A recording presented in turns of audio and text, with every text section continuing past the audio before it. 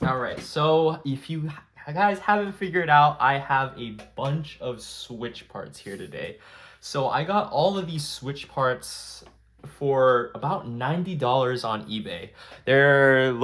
They appear to be just a bunch of assorted parts. I got a stack of motherboards, about 15 of those for Switch, Nintendo Switch, and Switch Lites as well. Got a bunch of screens and a whole bunch of casings as well.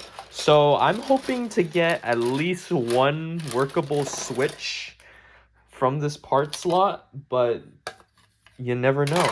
So I've never worked on Nintendo Switches before, so this is going to be a learning experience for me.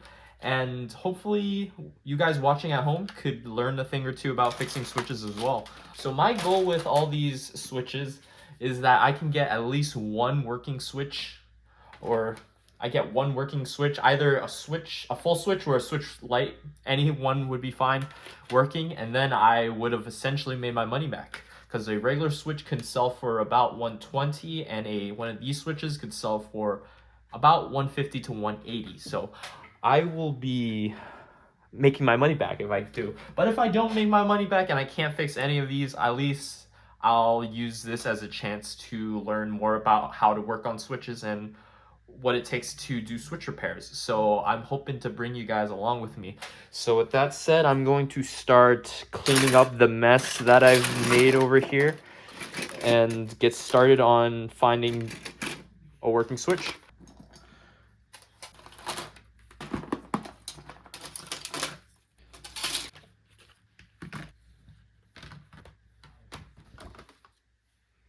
So I counted that I have about 7 of these big switches, and about 2, 3, 4, 5, 6, and about 7 of these switches that feel like they have something in them.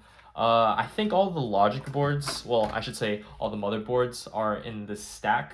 And so I'm gonna try to go through all of these tonight and see if I have a working Switch. Once again, I know nothing about Switches. Never fixed a Switch. I do own a Switch Lite, but besides that, I've never done a repair on it. So I'm going in this very blindsidedly. So I'm going to crack open some of these switches and see what we have under here. Conveniently, they have all of their screws off, and they don't have any internals inside besides the battery. So I'm gonna try to see how this works. So this one we have CPU fan. I'm trying to unbox. Electrical tape out. Okay. So yeah.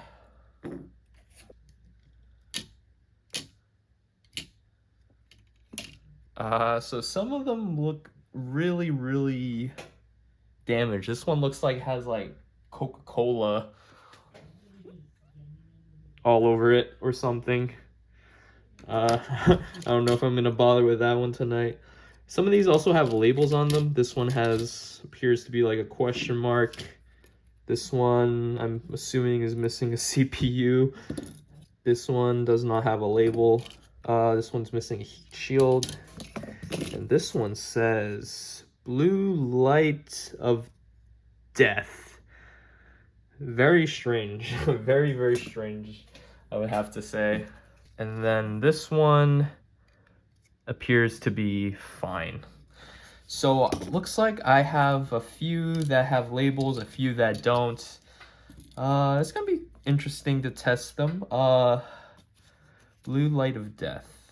Don't know what that could be, but we'll figure that out. But yeah, I'm gonna see if I can find a working Switch and try out these 3 motherboards.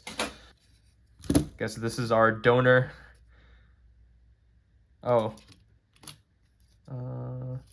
These might be Switch Lite parts now that I'm thinking about them. Okay. So I'm gonna set these 3 aside for tonight, and I'll try to find a working Switch Lite to put these in. I got my another stack of motherboards. These ones appear to be for the regular Switch. Guessing more of the same, less. I'm gonna have the same issues. Okay, so this one's missing a heatsink. This one is missing a CPU completely. No label on this one. No label. No label. No label. And no label. Okay, so I'm gonna see. So I have 5 Switch motherboards right here. We're going to plug them in and see if they work. So I'm going to find a Switch with a heatsink like this, and try to install it and see what is going on. So I have worked on laptops before in the past, but this is definitely very different from a laptop. Guessing this cable is a display. Not too sure what these might be for the Joy-Cons, probably. These 2 connectors. Speaker, I'm assuming. Wi-Fi antenna? Not 100% sure what all these parts are, but we're gonna try. See if we can get one working Switch tonight. So I got the first Switch motherboard installed into the Switch. Just gotta put the battery on and then boot it up. So the first one looks like it boots up, but I'm not able to get the Joy-Con connector on. So I don't think this one is working right now. So I think all I need to do is get that Joy-Con connector worked. If you look very carefully over here, you can see how this is chipped right here. All these pins are bent, and it's preventing me from putting this cable in. So I'm not able to connect the Joy-Cons as is right now. But I think I could probably add some flux and solder a new one of these connectors onto this board.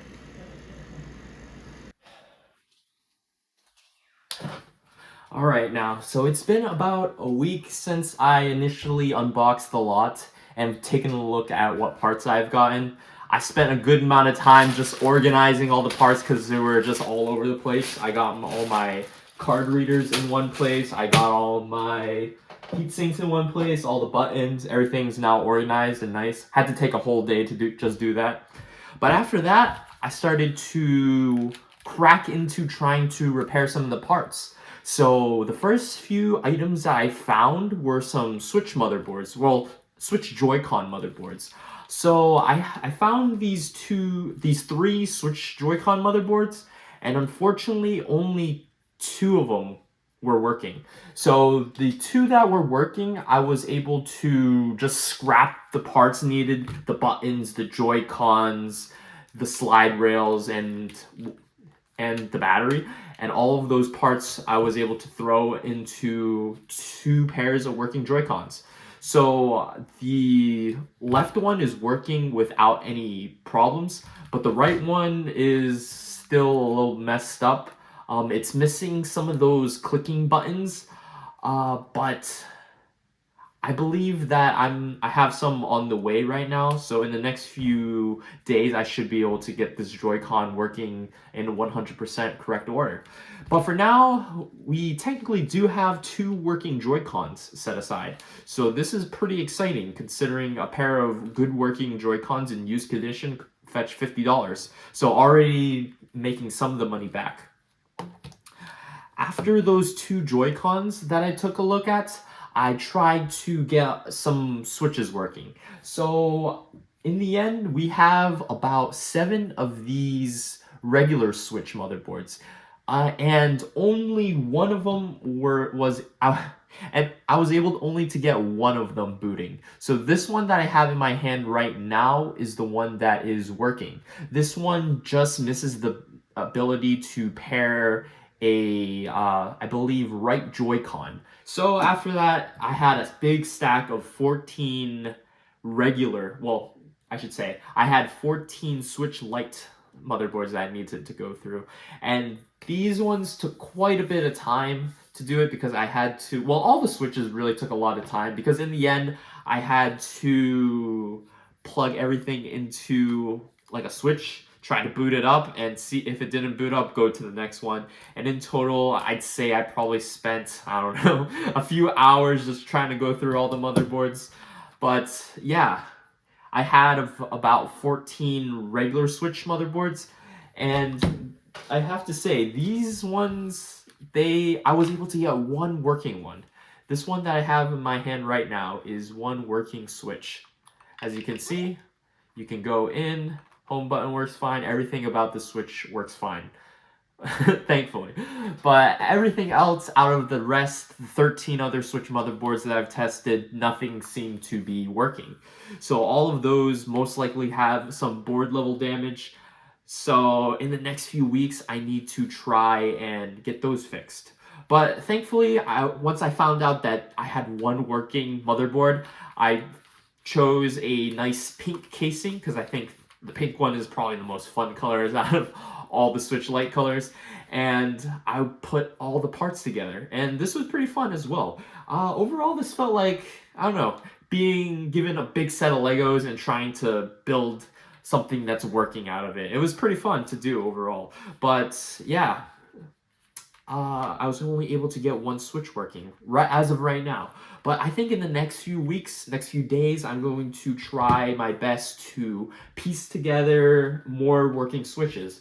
So obviously I have this Switch right here in my hand that I think is fixable. So I'm probably going to pop open some resistors from this board and put them into here using my soldering station that I got. So I got this one off of Amazon for about 70 bucks. It's nothing too fancy, but I'm going to be learning how to solder on this thing. And then I'll give you my review of what I think about this thing in due time as well. So look forward to that if you guys are trying to get into soldering as well. So overall, that's kind of where I'm at with all these switches. I have one working switch and a set of Joy-Cons and a bunch of parts for switches. It's kind of ridiculous how many parts I have right now.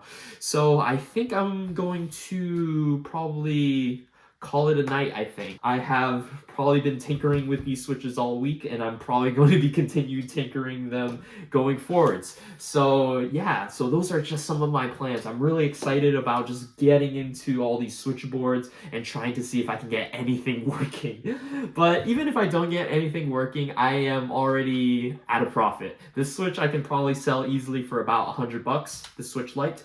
And these two Joy-Cons, I could probably fetch around 50 bucks for them. So right there, $150 off the bat. And given that I paid about 90 bucks for all these parts, and I still have a bunch of parts left to sell, or I could try to repair or anything, I think this is overall a pretty big win for me, I think, when it comes to the financials of this. But I think where I probably won the most is just being able to work on switches. Just 1 week ago, I didn't even know what the anatomy of a switch is, and now I'm at the point where I can just open a switch up and probably swap a motherboard in about 15 minutes, no problem now, because I've probably this week have plugged in way too much motherboards expecting for something to work, but nothing happens. But that is how it is. I got one working, so that's all that matters to me. At least I didn't get skunked completely. But yeah. If you enjoyed this type of content and you want to see more, I'm probably going to be making a part 2, just focusing on getting the boards working through soldering. And if you enjoyed it, I would really appreciate if you hit that subscribe button and drop a like. Anything that you do will help grow this channel, and I'm really passionate about trying to start some sort of community here on this corner of YouTube in the repair sector. But yeah, that's where I stand today, and I hope you guys stay along for my journey because this is just the start of it.